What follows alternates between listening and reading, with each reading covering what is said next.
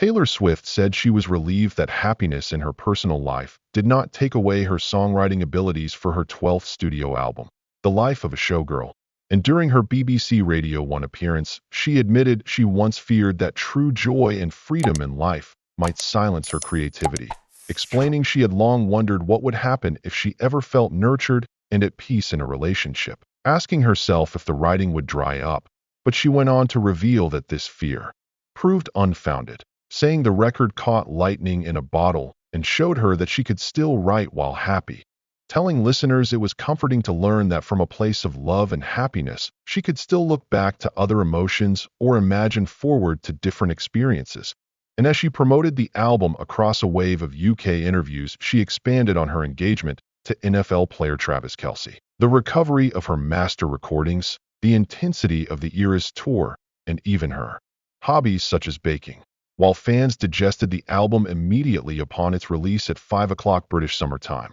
with some reporting Spotify briefly struggled under the demand, and listeners noted that one track interpolated George Michael's father figure, with his estate later expressing delight at Swift's approach, saying they had no hesitation approving the collaboration and were confident George would have felt the same, while another track, actually romantic, stirred speculation that it might be a diss toward Charlie XCX, though others dismissed that theory since Swift had previously praised Charlie as surreal and inventive. And with critics and fans diving into the record, Swift kept speaking about her perspective. She said in one interview that she had often wondered if her talent was tied only to torment. But the creation of this record showed otherwise, telling BBC Radio 1's Greg James that it was reassuring to learn happiness did not silence her art, and telling Heart presenters Emma Bunton and Jamie Theakston that being with Kelce actually strengthened her passion for songwriting, describing it as one of her favorite things, adding that people who fuel you influence every part of your being.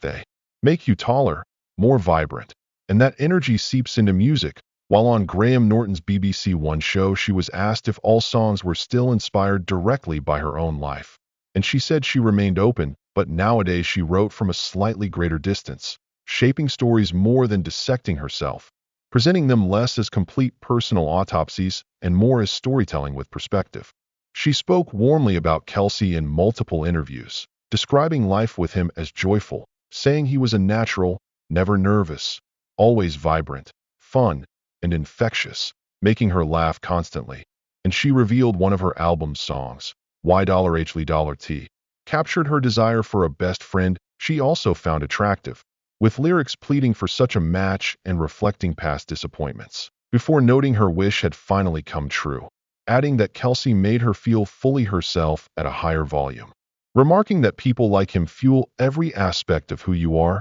and make you more present and alive, and she confirmed that influence carried into her music. She also shared the story of her engagement ring, explaining that Kelce had designed it with Kindred Lubeck, an artisan jeweler known for hand engraving, saying she had shown him a video of Lubeck's work 18 months earlier without realizing how closely he had paid attention, and when she saw the ring, she instantly recognized the artist's style, realizing it proved how much he listened and knew her, calling that understanding a flex. And she explained that Kelce had proposed in his garden, surrounded by lavish floral displays, immediately after they had finished recording an episode of his podcast in August, saying he had completely surprised her with the effort, building a garden scene at his home and going all out, rating it a 10 out of 10. And when asked by Graham Norton when the wedding would happen, she joked that everyone would know, but added that it would come only after her album promotion cycle, stressing she wanted to focus on the record first before planning the wedding, though she said she was looking forward to organizing it.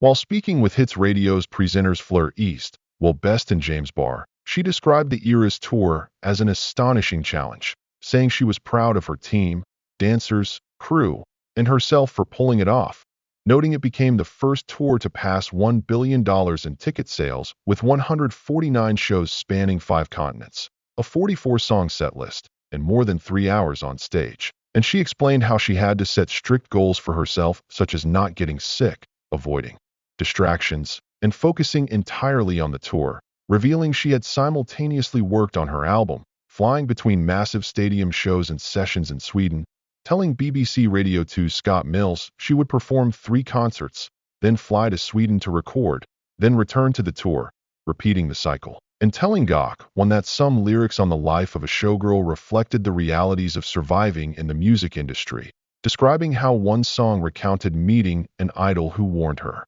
against the struggles of the business. But she pursued the path anyway, connecting that lesson to her approach to touring. And when asked if she was tempted to start another tour, immediately she admitted she was exhausted at the thought, saying she would want to do it properly again, but for now she was simply tired. Confessing to Capital Radio's Jordan North that she balanced her time by writing when inspired, but also indulging in plenty of TV downtime, joking that she enjoyed writing while relaxing. She also revealed she preferred baking to spending hours scrolling on social media, telling Hits Radio that she had removed apps from her phone to protect her peace, explaining that social feeds were designed to show exactly what would keep her scrolling. So she decided she would rather spend those hours baking or planning creative fan experiences for her album rollouts. And she emphasized she now had more hobbies than before, enjoying a healthier balance, saying it was fun to reframe her relationship with technology, since constant opinions online could overwhelm her mind.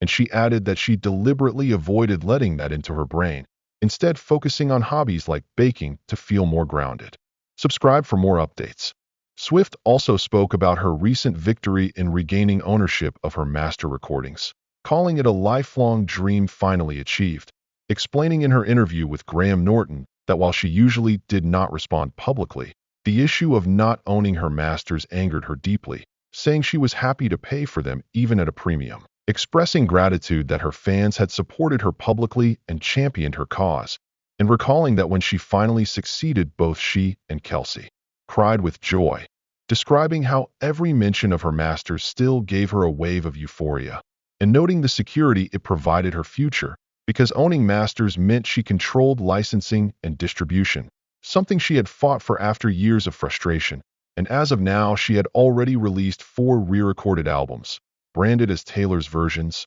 packed with bonus tracks and new material, giving her audience fresh experiences while regaining her legacy. Critics responded broadly positively to the life of a showgirl, with Rolling Stone's Maya Georgi awarding 5 stars and noting how Swift selected elements from all her eras and combined them like she had on tour, while The Independent's Royce and O'Connor gave 4 stars, calling it uneven yet compelling, describing her as the showgirl, the ringmaster, and the circus in one, while The Guardian's Alexis Petridis issued a harsher 2-star review, calling it dull razzle-dazzle from a star who seemed worn out. And the Financial Times' Ludovic Hunter-Tilney said it was charismatic but lacked sparkle, but the Telegraph's Neil McCormick gave 4 stars, emphasizing the overwhelming sense of relief that permeated the songs, a tone of gratitude that felt like a self-soothing blanket after solitude. Swift, meanwhile, celebrated her fans' response, pointing out how they had embraced the record immediately, how Spotify briefly staggered under demand,